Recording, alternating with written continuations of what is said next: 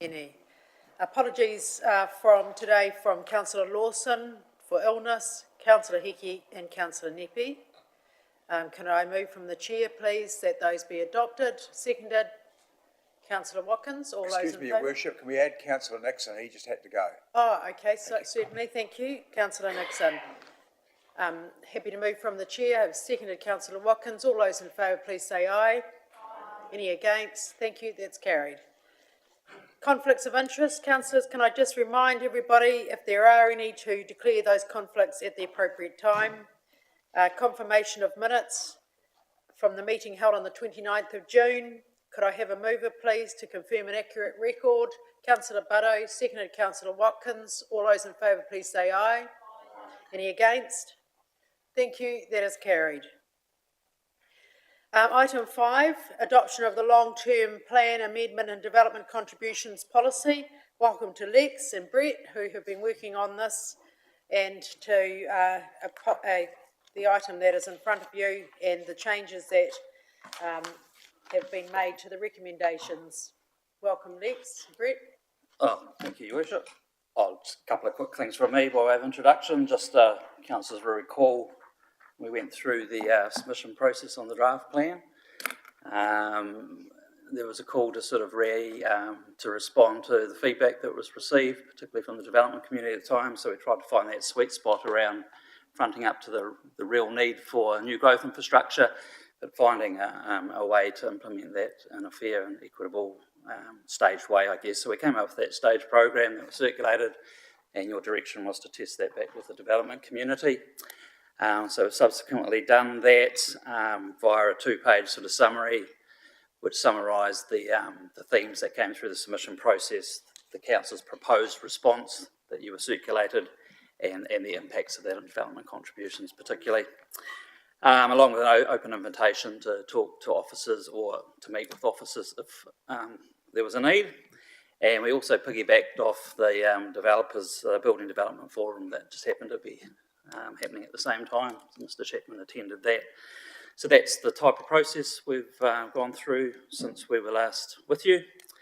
I've circulated those responses to you, sort of two supportive and two still raising some questions. What we have done is complete all the process requirements and the documentation for you for today, if you're of a mind to pass the resolutions, you're able to. So I'll sort of leave it there. And just noting that the submission from Kāinga Ora, which is sort of asking for us to work further with them, you've actually already passed a resolution to do that when we're at the draft submission stage. So I sort of think we've already got that covered in any case. So that's my introduction, Your Worship. Thank you, Lex. Councillors, any questions? Any comments? Councillor Butto. Thank you. Just a comment from me. Really happy with the way the process has functioned and the way we've listened to the development community and gotten an outcome that seems pretty reasonably accepted all round. So thank you and well done. Would you like to move the recommendations, Councillor Butto? Thank you. Councillor Corbyn. Thank you, Your Worship. The two submissions in opposition, were they actual opposition to the staged approach, or were they in agreement with the staged approach but with some further questions? Yeah, I think the submission for Kāinga Ora talked about the fact that the burden was being shifted over time, which indeed it is. But that's a choice and a judgment for council to make, and we've had that staged approach peer reviewed by an economist and expert in development contributions. But you're doing that in response to what you'd heard around people that have already bought bare land at a certain price. So that, they were just raising questions around that. I don't know how forceful they are around that viewpoint. The other submissions still from ex-Councillor Royal is still raising questions. Most of them are just philosophical viewpoints that are different to the council's current policy setting, really, I think. We have reacted to 3 separate information requests, a Gorma request, and met Mr. Royal on site as well. So I sort of think that's where that's at. Thank you. Thank you. Councillor Sholin? Thank you for the robust process and pragmatic way forward. Happen to second the recommendations. Thank you, councillor Sholin. Any further comments? I'll put those recommendations. All those in favour, please say aye. Aye. Any against? Thank you. That's carried. Thank you very much, team. Item number 6 is the rates remission on dwellings and land affected of natural disaster policy. Welcome to you, Richard, and also to Mr. Allen. Did you want to add anything to the paper, how this process has gone, Richard? No, other than, yeah, we put it out for consultation or for feedback, and we had responses. So the feedback was in favour of the remissions to carry on. I think the financial impact that is hitting our cyclone impacted communities now, any relief along any lines is going to help them get through. Councillor Barrow? Thank you. A few of the submissions asked for further clarification around some of the terms used. Was that incorporated into that or taken into account? So through the chair, certainly the two submitters sort of wanted more clarification around some areas. We're still working through the process. So yeah, this is the policy stating how we're going to yes or no as to whether we can or not grant a remission policy. The next step is to work through the process and take on board some of the feedback from certainly like Federated Farmers, some of the around how we manage that, and certainly there was some feedback around the time frame for the policy, and that's something that as a council we can review. You know, if we feel that 2 years is not long enough, you know, there's not been enough movement forward with fixing land and land coming back to where it should be in 2 years' time, officers can bring something back to council. So. No, other than through your worship, just acknowledging that yes, the team are working on that process now. Sort of, I guess, not quite preempting this decision, but certainly acknowledging that this process was well underway, and then we need a process so the team can hit the ground running with those affected community members. Just also noting that those red and yellow sticker properties that previously had remitted rates under the previous arrangements, we've continued that for those so that the rates notices that are going out shortly take that into account. Thank you. Councillor Apatu? Thank you. I was particularly taken with the feedback from the Hawke's Bay Federated Farmers and thought they raised some really good points about our staff capacity and what looks like quite a complex situation to assess land use, etc. Do we ever partner up or think a little bit more creatively because of we're in such a complex situation about those that might offer some expertise for our team? I think certainly their comments will help us with the process going forward. Yeah, and what process we put in place for dealing with any applications that come in. At this stage, it's hard to gauge to know how many applications we'll get. You know, we've had a few, you know, a few people, customers sort of contact us to say, "Are you going to do anything?" And you know, but we haven't had huge numbers as yet. You know, it's hard to know. I've been speaking with my colleague up in Gisborne who have a similar policy, and they haven't had the huge numbers that they thought they might get. It was quite small, so we don't want to overcook it as well. You know, make it too complicated or too resourced. So it's something that we'll work through as the process rolls out. Thank you. Councillor Redstone? Thank you, Your Worship. I'm feeling very compassionate about the position a lot of people are in, and in view of that would like to move the recommendations. Thank you. Thank you, Councillor Redstone. Councillor Dixon? Yeah, thank you, Your Worship. I'm delighted to second the recommendations. Thank you, Councillor Dixon. And I certainly support the recommendations and the work that the team have done to engage with our community. And I think this will be hugely gratefully received by our very, very impacted communities who are really struggling. So thank you, everybody. I have a mover and a seconder. Any further comments? I'll put those recommendations. All those in favour, please say aye. Any against? Thank you, that's carried. Item number 7, which is the Climate Action Joint Committee Terms of Reference. Welcome, Taylor.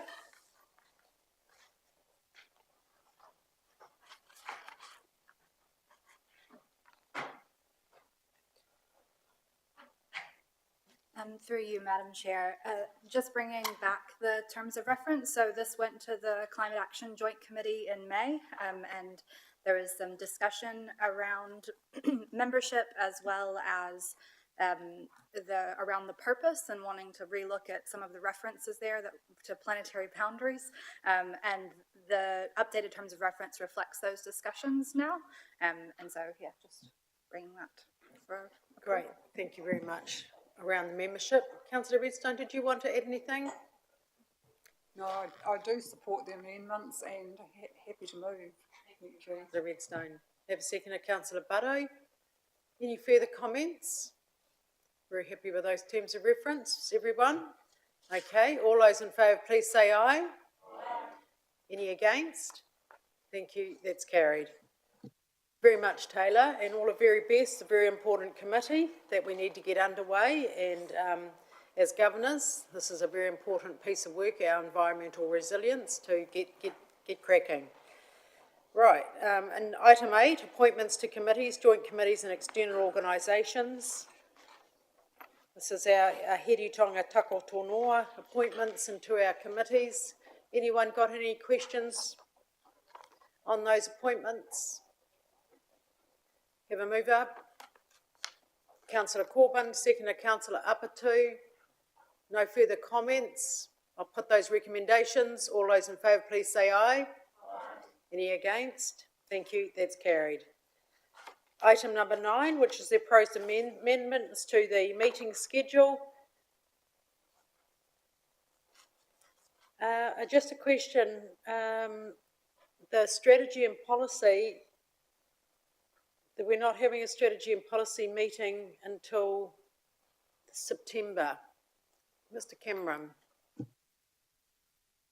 Yes, Madam Chair. So we've got a heavy, extraordinary council meeting workloads, which we're utilising the staff for, who would normally support strategy and policy. So we've pushed that back, or we are recommending the deferment just so we can address our capacity constraints at the moment. Okay, thank you. Any questions or comments, councillors? Our Chair of Strategy and Policy is not with us, who's ill today, but obviously has been well informed, and the Deputy is accepting of that. Thank you, Councillor Apatu. Councillor Sholem? Thank you, Worship. In Councillor Lawson's stead, she has been meeting regularly with the subcommittee chairs and ensuring that work programs are progressing. So whilst not a formal meeting, we're certainly all communicating on a regular basis with Councillor Apatu also. Thank you. Councillor Apatu, would you like to move those recommendations of changes? Thank you. Councillor Sholem second. All those in favour, please say aye. Any against? Thank you, that's carried.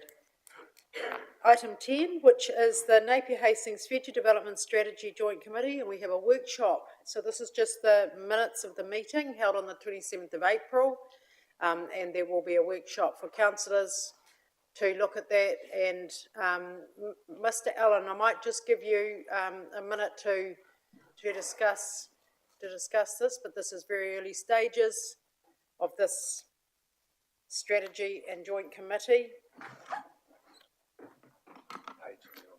Thank you, Your Worship. So this agenda item really is at the moment receiving the minutes from that first meeting, and there will be further meetings and decisions to be made, and quite substantive reports to receive at this point in time. But that's I think all you'll be doing at that point in time following the next meeting. So. Great, thank you. Councillor Harvey. Yeah, thank you. Just trying to understand the dynamics of accepting the minutes, when you read through the minutes and there's stuff in there that you actually have no idea of what they're being talked about. So, you know, there's nothing supporting it. So whether we actually had the agenda and the actual papers that were presented so that we had a better understanding of what was being agreed to, because we are sort of signing off something that we actually don't know the full detail of. You're only receiving, you're not signing off. So there is no recommendations to accept and adopt. You're just receiving the minutes. So there's no, so in terms of both councils need to have a lot of workshops to understand what this whole work framework looks like, this future development strategy, before anybody adopts any further work. Yeah, but my concern is that there's no level or acceptable level of detail of information to even receive. So through your worship, noted the minutes are quite brief in how they're presented, and probably difficult for you all to get context of what those minutes are referring to. So maybe Mr. Cameron might want to sort of elaborate on that, and we could probably provide some additional information. Thank you. Mr. Cameron. Through you, Madam Chair, the principle of delegation and subsidiary, I can never say the word subsidiarity, which you have in your delegations registers. You devolve the activities of the subcommittees to do the work, and you are correct here. You are simply receiving the minutes, taking on board the members' comments. We can easily circulate the agendas and the report papers for these meetings if it provides more context. But you are delegating to the subcommittees to do their work program. Thank you. Councillor Harvey, are you comfortable with that direction, or would you rather not receive this report, this minutes, or I'll take other speakers? Councillor Butto? Thank you, Your Worship. Reading through the agenda and the discussion points within the paper, I look forward to having a workshop to better understand where some of the discussion has come from and how it relates to future expansion of the town and which areas are included. Thanks. Thank you. And a lot of the work so far is tracking over from the HPUD strategy. So it's the transfer over. But you know, how do other councillors feel about receiving those minutes? Oh, you happy to, do I have a direction, or how do you feel? Councillor Sholin? Can I just ask what the desired outcome is of us receiving the minutes? Why? Because I'm going to put every minute of every subcommittee that's regional on our council agenda in the future, and this is normally not what's happened in the past. So I want to be making sure so that, unfortunately, we hadn't had a chance to do the workshop prior to receiving the first set of minutes. But a lot of work has been done by Mr. McLeod and various staff in a TAG group, a technical advisory group on future carrying on from Heritonga urban development strategy. So this is the TAG group have been working on this, and I think we had one workshop by Mr. McLeod previously, haven't we? Yeah, and now the joint committee has formed, first of the triennium. Now the working party, the joint committee, have to do a whole lot of hard work, but it's really important for me to make sure you're brought on this journey all the way through, rather than receiving and adopting something that a separate joint committee has. So to me, it's like coastal hazards, making sure that all council fully understands the implications of something like coastal hazards, something like future development. So you're across that when you can, so it's very early stages yet. I may make a suggestion, Your Worship. Understanding that intent, in the future, I think it would be really great if it's possible to, as discussed, have the agendas circulated so we've got a little more context to the minutes we're receiving, but also perhaps those who are the delegated representatives in those groups include something in there around areas of interest or things for council to note, just because that will provide a little more info. If the intention is to take us on the journey, Yes, not decision making, obviously, just understanding. yes, and you know, and for, both Napier and Hastings councils will need to be adopting this, and that's why you need to be, you know, fully across this all the way through. Councillor Corbyn? Thank you, Your Worship. I think it is important to give context to these minutes and maybe a bullet point summary at the start of this paper, followed by the minutes would help with that, and the bullet points to cover the key issues that were discussed and what the action was from that. I think it's a similar situation with coastal hazards, because, you know, councillors don't really understand the depth or breadth of the debate that goes on from what happens in the minutes. Second to that is the workshop is going to be really important Yes. for this council. We all need to understand the direction that future development strategy is going. Really important. So I'm looking forward to that. Right, thank you, Councillor Corbyn. Mr So having Cameron? said that, I'm actually happy to move the recommendation. Thank you, Councillor Corbyn. Do I have a seconder? Councillor Sholin. Mr Cameron, in terms of those actions that have just been highlighted by the councillor, could you pick up on those, please? Yes, Madam Chair. I'm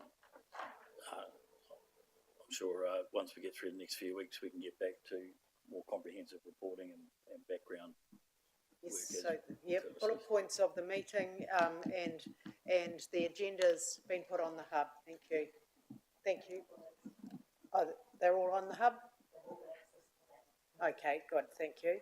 Councillor Butto? Thank you, Your Worship. I think it's an opportunity for the delegated members who are on those committees to have a quick discussion, highlight some issues, perhaps take questions from their colleagues, and so we're all across it and feel included. It's a bit early for all of that yet. We're in a very early stage. Councillor Corbyn, unless you'd like to add anything, I don't think we're in a position to be considering future development.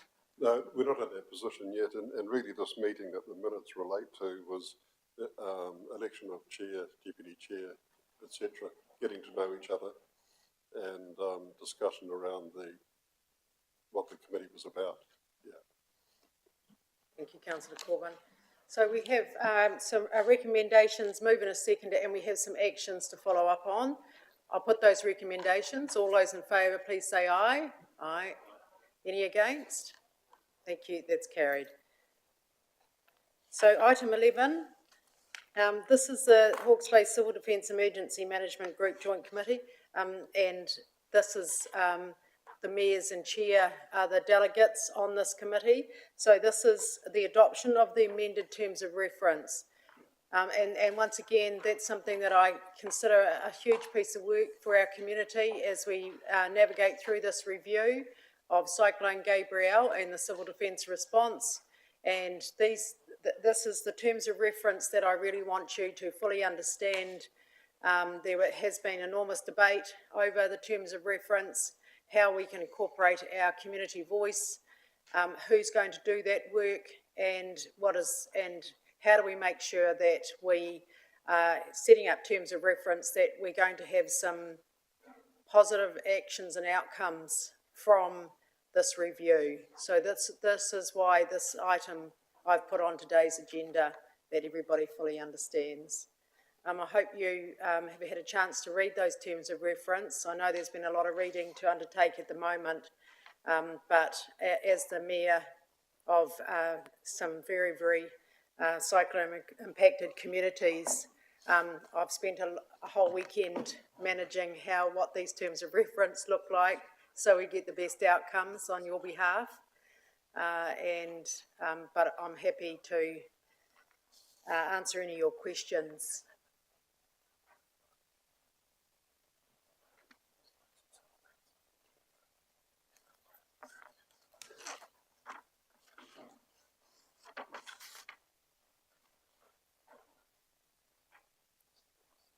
Not that we can change them, but it's about you when you meet a community to understand what is going to be included and what isn't included in the terms of reference. Councillor Butto? No questions from me, just really happy to see this review get underway and progress to be made on it, and thank you for the hard work on that. Thank you, Councillor Butto. Councillor Harvey? Yeah, thank you. I did watch a part of the civil defence meeting, and the points that were raised by the only actual, and I'm not sure how that forum occurred with Mr. Gaddam being able to speak, which was fantastic, but whether there were others that had also wanted to have that opportunity or not.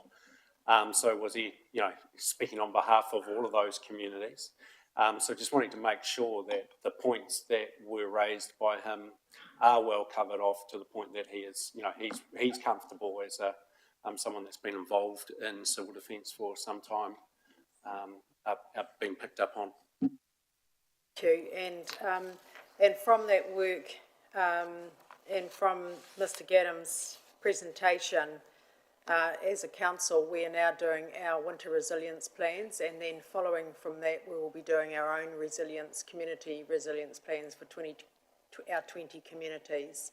So, and which is having those champions like Mr. Gaddam who have been leading their community in civil defence for 8 to 10 years, and it's actually a model that we know worked really well, and it's a model that we would like to see under the Act. There isn't a provision for that community leadership, but we're just going to do it anyway. And so it's, with the group, civil defence group, it's very difficult for them with 10 staff members to lead 20 communities and resilience plans, but it's absolutely critical that we as a council lead this work.